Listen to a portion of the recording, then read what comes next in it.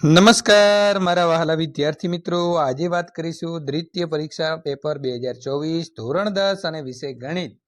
ગણિતની અંદર મિત્રો બેઝિકનું પેપરનું નવી બ્લુપ્રિન્ટ પ્રમાણે સોલ્યુશન મેળવીશું. એ પહેલા ચેનલની અંદર પ્રથમ વખત આવ્યા છો તો મિત્રો ચેનલને સબસ્ક્રાઇબ કરી તમારા મિત્રો સુધી આ વિડીયો શેર કરવાનું ભૂલશો નહીં. વિદ્યાર્થી મિત્રો 3 કલાકની અંદર પેપર લખવાનું રહેશે અને આનો અભ્યાસક્રમ જે છે તે સંપૂર્ણ પૂછાશે, જેથી કરીને વિદ્યાર્થી મિત્રો બોર્ડની પરીક્ષાની અંદર પણ આ પેપર જે છે તે ઉપયોગી બનશે. વિભાગ એ 24 ગુણનો રહેશે. આપેલા વિકલ્પમાંથી સાચો વિકલ્પ લખવાનો છે. સમીકરણ યુગ્મ 2x + 3y = 5 અને 4x + 6y - 10 = 0 હોય તો તેનો ઉકેલ શું બનશે? અનંત બનશે.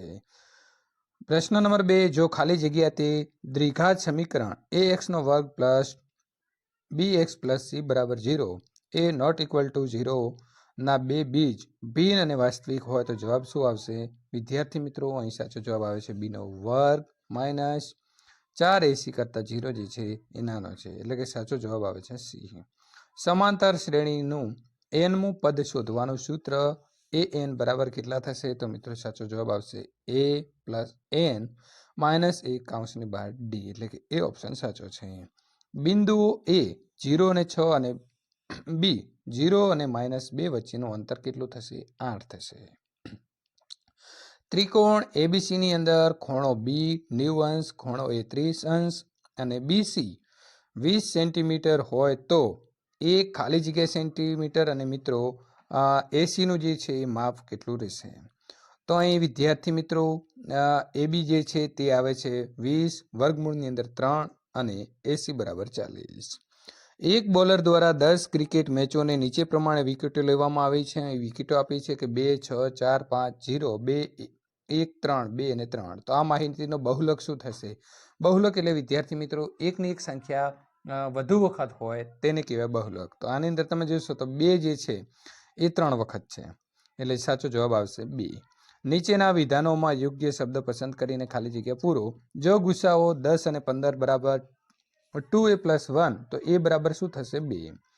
આપેલી આકૃતિ y = p કૌંસમાં x માટે શૂન્યની સંખ્યા જે છે તે શું થશે? તો 3.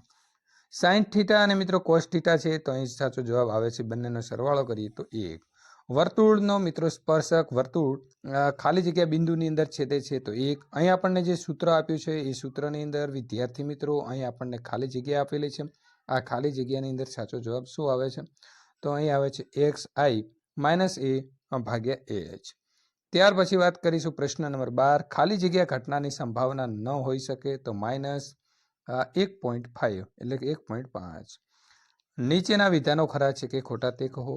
22/7 એ અંશસમય સંખ્યા છે તો ખોટું. દ્વિઘાત બહુપદી px = x² + x ને 2 વાસ્તવિક શૂન્ય છે તો ખરું.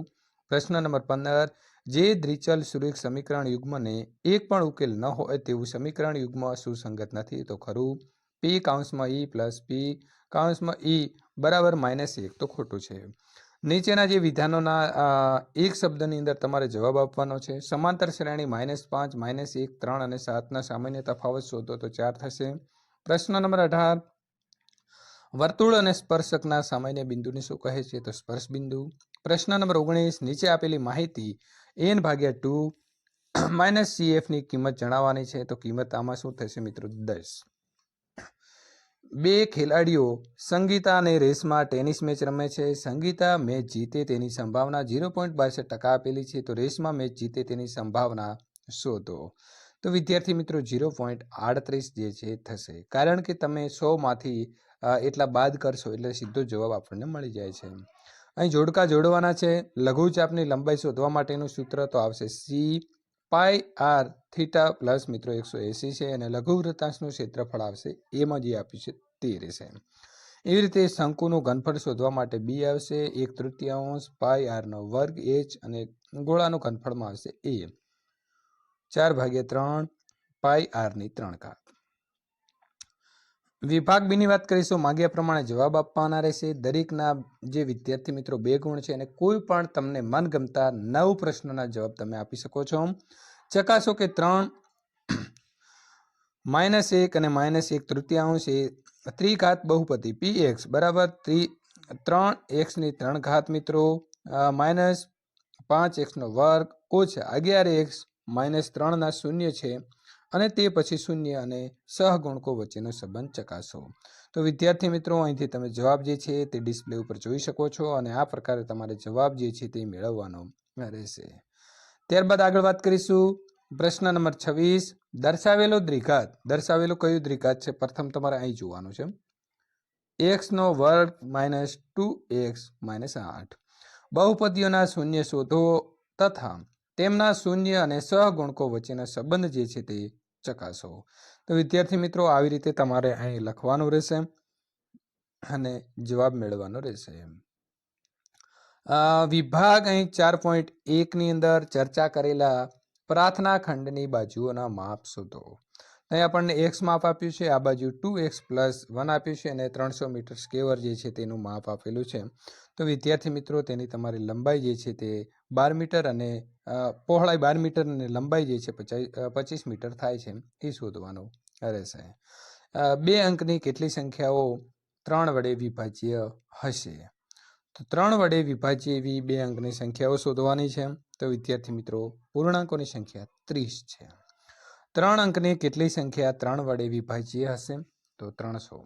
y અક્ષ એ બિંદુઓ 5 અને -6 અને -1 -4 ને જોડતો રેખાખંડને કયા ગુણોત્તરમાં વિભાજન કરે છે તે શોધો અને આ છેદ બિંદુને પણ મેળવો. તો વિદ્યાર્થી મિત્રો, આ પ્રકારે તમારે જવાબ મેળવવાનો રહેશે.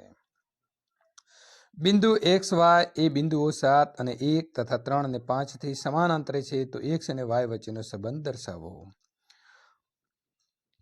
પ્રશ્ન નંબર 32. ત્રિકોણ PQR ની અંદર કયું કાટખૂણો છે? અહીં તમે આકૃતિ જોઈ શકો છો. PQ 3 સેન્ટીમીટર, PR 6 સેન્ટીમીટર, ખૂણો QPR અને ખૂણો PRQ તમારે શોધવાનો રહેશે. તો બંને ખૂણાના માપ તમે આવી રીતે શોધી શકો છો.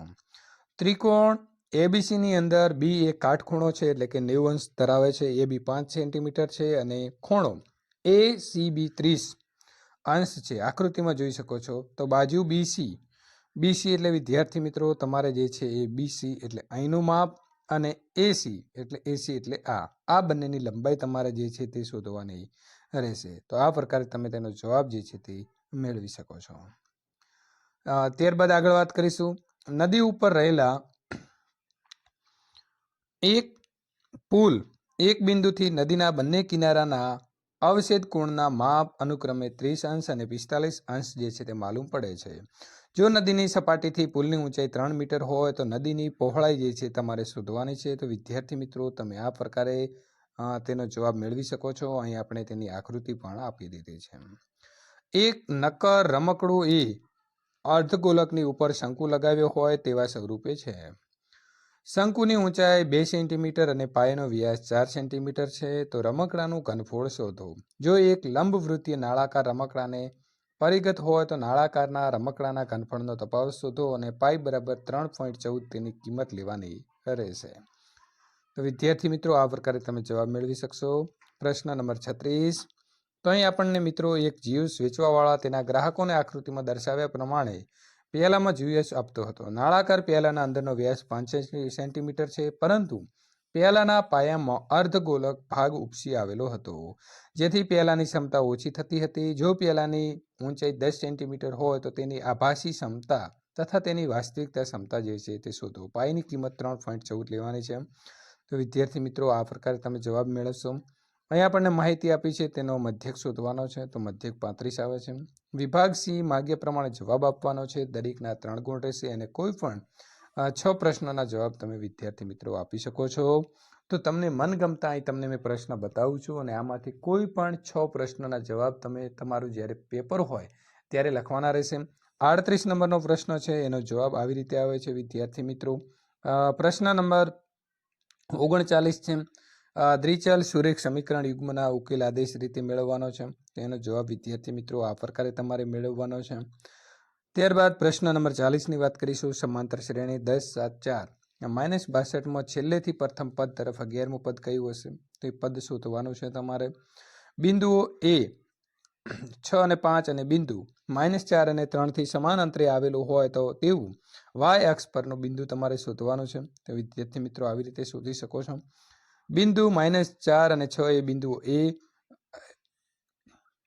-6 અને 10 અને બી 3 અને -8 ને જોડતો રેખાખંડનું કયા ગુણોત્તરનું વિભાજન કરે છે? તો વિદ્યાર્થી મિત્રો એનો જવાબ જે છે તમે અહીંથી મેળવી શકો છો. ત્યારબાદ પ્રશ્ન નંબર 43, PQ એ 5 સેન્ટીમીટર ત્રિજ્યાવાળા વર્તુળની 8 સેન્ટીમીટર લંબાઈની જીવા છે. P અને Q માંથી પસાર થતા સ્પર્શકો બિંદુ T માં છેદે છે. જો આકૃતિ TP ની લંબાઈ શોધો. તો મિત્રો એનો જવાબ તમારે આ પ્રકારે મેળવવાનો રહેશે. ત્યારબાદ પ્રશ્ન નંબર 44, આપેલી આકૃતિમાં O કેન્દ્રવાળા વર્તુળને બે સ્પર્શકો XY અને મિત્રો XY બે XY લીધેલા છે, સમાંતર છે. બંને કયા છે તમને કહી દઉં તો XY આ છે અને બીજા XY જે છે વિદ્યાર્થી મિત્રો અહીં નીચે છે. આ વર્તુળ પરના સ્પર્શ બિંદુ C એટલે અહીં છે.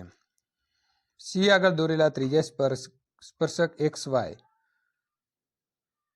એટલે XY ને બિંદુ A એટલે અહીં છે. XY બિંદુ B ની અંદર છેદે છે. તો સાબિત કરો કે ખૂણો AOB બરાબર 90 એટલે કે કાટકોણ હશે. તો વિદ્યાર્થી મિત્રો આ પ્રકારે તમારે તેનો જવાબ મેળવવાનો છે અને ખૂણો 90 છે. પ્રશ્ન નંબર 45 વાત કરીશું તો અહીં ગણિતની પરીક્ષામાં 30 વિદ્યાર્થીઓના ગુણનું વિતરણ આપણને આપવામાં આવેલું છે. ઉદાહરણ 1ની અંદર કોષ્ટકમાં 13.13 આપેલું છે અને આ માહિતીનો બહુલક શોધો, વળી તેનો મધ્યક સાથે સરખાવો અને બહુલક અને મધ્યકનું અર્થઘટન કરો. તો વિદ્યાર્થી મિત્રો એનો સંપૂર્ણ જવાબ ગણતરી સાથેનો આપણે અહીં મેળવ્યો છે. હરપ્રીત બે જુદા જુદા સિક્કાઓને એક સાથે ઉછાળે છે.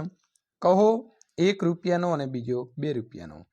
તે ઓછામાં ઓછી એક છાપ એટલે કે H મેળવે તેવીની સંભાવના કેટલી હશે? તો મિત્રો 1/4. તો આમાંથી તમે કોઈ પણ 9 પ્રશ્નોના જવાબ લખી શકશો. વિભાગ ડી ની અંદર કોઈ પણ 5 પ્રશ્નોના જવાબ લખવાના છે. દરેકના 4 ગુણ રહેશે. તો વિદ્યાર્થી મિત્રો અહીં આપણે 13 મીટર વ્યાસવાળા એક વર્તુળાકાર બગીચાની સીમા ઉપરના એક બિંદુએ એક થાંભલો એવી રીતે લગાવેલો છે જેથી આ બગીચાના એક વર્તુળના બંને અંત્ય બિંદુઓ A અને B આગળ બનેલ ફાટકથી થાંભલાના અંતરનો તફાવત 7 મીટર હોય. શું આ શક્ય છે? જો હા તો બંને ફાટકથી કેટલો થાંભલો દૂર લગાવેલો હોવો જોઈએ? તો વિદ્યાર્થી મિત્રો આ પ્રકારે તમારે આકૃતિ બનાવવાની છે અને ત્યાર પછી એનો જવાબ જે છે તે મેળવવાનો રહેશે. અહીં આપણને આપ્યું છે કે 1000ની રકમ 8% વાર્ષિક સાદા વ્યાજ ઉપર મૂકવામાં આવે છે. દરેક વર્ષના અંતે મળતા વ્યાજની ગણતરી કરો. શું આ વ્યાજ સમાંતર શ્રેણી બનાવે છે? જો હા તો 30 વર્ષ સુધી મળતા વ્યાજની ગણતરી કરો. તો વિદ્યાર્થી મિત્રો આ પ્રકારે તમારે તેનો જવાબ જે છે તે મેળવવાનો રહેશે. 49 નંબરનો પ્રશ્ન છે. ત્રિકોણ ABCની બાજુએ AB અને AC તથા મધ્યકા AD અનુક્રમે ત્રિકોણ PQR ની બાજુઓ PG અને PR તથા મધ્યકા PM ને સપ્રમાણની અંદર તમારે વિદ્યાર્થી મિત્રો સપ્રમાણમાં છે તો તમારે સાબિત કરવાનું છે ત્રિકોણ ABC અને ત્રિકોણ PQR બે કેવા છે? સરખા છે. તો એ તમારે વિદ્યાર્થી મિત્રો અહીંથી જવાબ જે છે તમે મેળવી શકો છો. આ પ્રકારે તમારે ગણતરી કરવાની રહેશે. તો બાખુબાની શરત મુજબ બંને જે છે સરખા થાય છે. પ્રશ્ન નંબર 50, જો ત્રિકોણની કોઈ એક બાજુને સમાંતર દોરેલી રેખા બાકીની બે બાજુઓને ભિન્ન બિંદુઓમાં છેદે તો તે બાજુઓ ઉપર કપાતા રેખાખંડને તે બાજુઓનું સપ્રમાણમાં વિભાજન કરે છે. તેનો પણ વિદ્યાર્થી મિત્રો જવાબ અહીંથી મેળવી શકશો. જો સંપૂર્ણ પેપર જોવા જઈએ તો ઘણો બધો આપણો ટાઈમ જે છે તે અહીં જાય એમ છે. અહીં આપેલો જે મધ્યસ્થ 525 છે તો જો કુલ આવૃત્તિ 100 હોય તો X અને Y બંનેના તમારે મૂલ્ય શોધવાના છે. તો આ પ્રકારે તમે જવાબ જે છે તે મેળવી શકશો. એક શાળાના ધોરણ X એટલે મિત્રો જે છે તે 10ની 51 છોકરીઓની ઊંચાઈમાં સેન્ટીમીટરની અંદર સર્વેક્ષણ હાથ ધરવામાં આવ્યું અને નીચેની માહિતી મેળવવામાં આવી છે. હવે તમારે ઊંચાઈનો મધ્યસ્થ જે છે તે શોધવાનો છે. તો મધ્યસ્થ વિદ્યાર્થી મિત્રો તમે આ પ્રકારે શોધી શકો છો. ઉદાહરણમાં આપણને એક કોષ્ટક આપ્યું છે અને આ કોષ્ટકને જે જગ્યા બાકી છે ત્યાં આપણે પૂર્ણ કરવાનું રહેશે. તો આ પ્રકારે તમે જવાબ મેળવીને પૂરા કરી શકો છો. સરખી રીતે ચીપેલા 52 પત્તાની થોકડીમાંથી એક પત્તું કાઢવામાં આવે તો પહેલાનો જવાબ મિત્રો લાલ રંગનો રાજા, મુખ પતરાવાળું પત્તું, લાલ રંગનું મુખવાળા પત્તું છે, લાલનો ગુલાબ, કાળીનું પત્તું અને ચોખટની રાણી મળવાની સંભાવના તમારે શોધવાની છે. તો આપણે 1, 2, 3, 4 એમ કરીને બધાનો જવાબ જે છે તે વારાફરતી જોઈશું. વિદ્યાર્થી મિત્રો, સંપૂર્ણ સોલ્યુશન પૂર્ણ થાય છે. જો તમને વિડીયો ગમ્યો હોય તો લાઇક કરી તમારા મિત્રો સુધી શેર કરવાનું ભૂલશો નહીં.